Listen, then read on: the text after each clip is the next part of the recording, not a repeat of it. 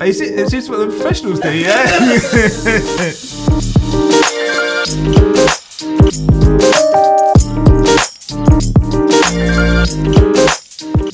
Hi there, my name's Phil, and I wonder if I asked you to write down a few facts about Jesus, what would be the first things that you would go to?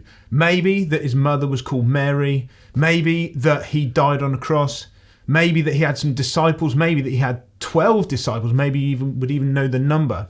I wonder how many of those disciples you would actually be able to name in this moment. Because today in our passage we're going to be looking at them. So we're looking at Mark 3 this week in the Gospel of Mark, one of the eyewitnesses accounts of Jesus' life. We're going to be looking at 7 verses together. So starting from verse 13 up to verse 19. It says this: Jesus went up to the mountainside and called to him those he wanted, and they came to him. He appointed 12 that they might be with him and that he might send them out to preach and to have authority to drive out demons. These are the 12 he appointed: Simon, to whom he gave the name Peter, James, son of Zebedee, and his brother John. To them he gave the name Boanerges, which means sons of thunder. Andrew, Philip, Bartholomew, Matthew, Thomas, James, son of Alphaeus, Thaddeus, Simon the Zealot, and Judas Iscariot, who betrayed him. So Jesus was gathering quite a following at this time, but actually then he ends up almost forming more of a close-knit group of 12 men to learn from him and ultimately continue his mission after he left. And as we look at them, and we're going to look at each of them in slightly more detail, what I hope you'll see is that there's a variety of different characters from a variety of different backgrounds. They weren't particularly religious guys of the time. In fact, some of the guys who saw them would say they were uneducated, ordinary men. And as we look at them, I hope that you'll see that there's maybe one or two of them who maybe you can relate to. And I hope that whatever your current decision is about following Jesus, that you'll see that his invitation to follow him is open to everyone, and which means it's open to you as well. So let's go through them one by one. Simon, to whom he gave the name Peter. Simon Peter was someone who was incredibly impulsive. When Jesus was arrested later on in the story, which we'll get to, actually Peter reacted to one of the soldiers by cutting off his ear. There's a story later on in Mark where Peter doesn't agree with something that Jesus says, and he takes him aside and basically has a go at him and says, "No, you can't say this." And Jesus ends up saying, "Get behind me, Satan," which was probably a bit of a shock to Peter, to be honest. And there's a story of when Jesus walked on water, and Peter's like, "If it's you, Lord, then I want to be out there too. Get me involved." He was someone who was incredibly impulsive, prone to rash decisions probably, very much took the lead often. Does that sound something that's familiar to you? On to the next one, we've got James and John, these sons of Zebedee, also known as sons of thunder. We get glimpses of them being these sons of thunder, being short-tempered, judgmental, and ambitious. They have the courage or arrogance, delete as appropriate, to ask Jesus that actually up in heaven, that they would sit at his side, that they would be either side of him. Not actually taking Jesus' throne, but certainly the next ones below him. And when there's people who wouldn't welcome Jesus into their town, the Bible records these two as saying, "Okay, should we call fire down from heaven and destroy them?" People who were passionate, zealous, prone to judging people too easily, sometimes showing stormy personalities. Is that like you? Andrew was Peter's brother, and they both of them worked as fishermen. He always seemed to be playing a bit of a supporting role. And because we know so much about Peter, it can seem a little like Andrew is a little bit in the shadow. Most of the appearances we see of Andrew, he is bringing individuals to Jesus, be that his brother Peter, or be that in the feeding of the 5,000, where Andrew brings the boy with the loaves and fishes, which might be a story that you read in Mark's Gospel. Someone who is overshadowed by others, not often in the limelight, someone who is more comfortable with one-on-one situations. Maybe that's like you. Philip, in every New Testament list of disciples, he is listed fifth, which would imply that he wasn't a leader in the group, but he was an important player in the second string. In the feeding of the 5,000, he comes across as very analytical. As when Jesus asks him, how are we going to feed all of these people? He doesn't respond with any kind of faith in terms of, okay, well, Jesus, maybe you could do something. He works out exactly how much money it would cost them.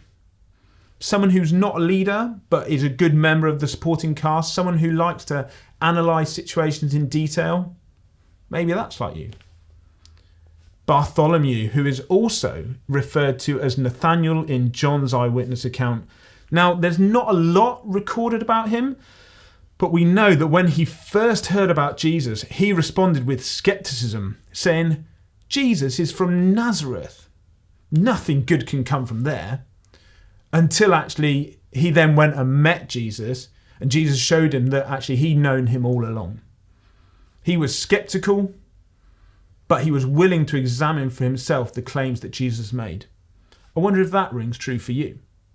Then we have Matthew, sometimes known as Levi, who was a tax collector. Tax collectors worked for Rome and were notorious for their greed in taking excess money for themselves. They were viewed as traitors, cheaters, and thieves by society. They were the outcasts. But yet, Jesus identifies with this unacceptable person and his friends. Matthew actually ends up writing one of the other eyewitness accounts. Someone who's caught up in pursuing wealth, who's been told that he's unacceptable to Jesus, that his job and the people he hangs around with aren't good enough.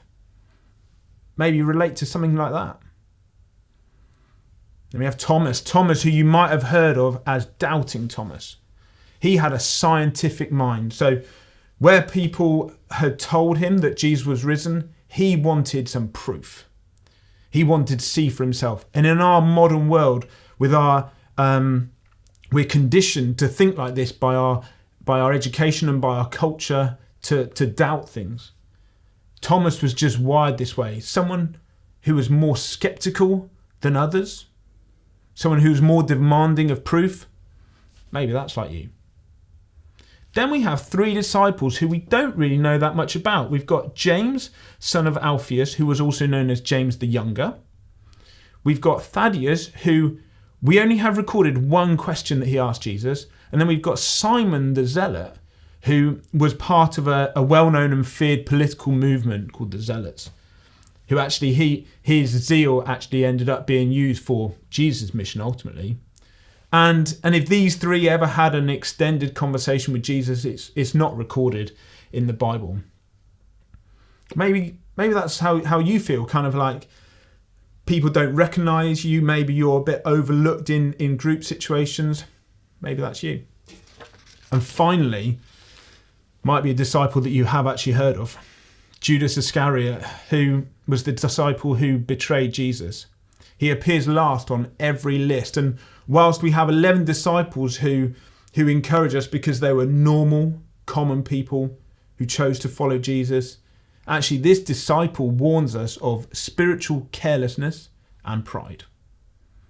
Someone who was physically with Jesus for 3 years, was a trusted member of the group because, he was in charge of the money, actually, within which the group used for their food and other expenses.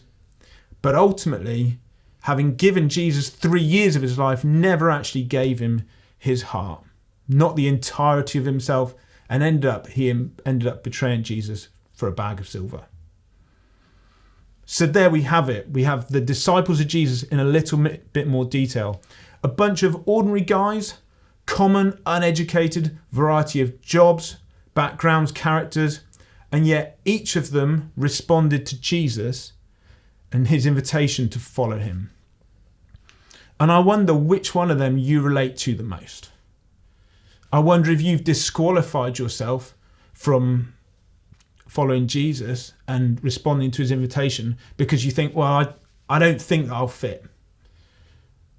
But actually, these disciples encourage us that it's not just one size fits all, that the invitation to Jesus is open to all of us, which means it's open to you. So I do want to encourage you to keep reading through Mark with us. Do finish off the rest of chapter 3 and find out a little bit more about Jesus for yourself. And we look forward to seeing you soon for the next chapter.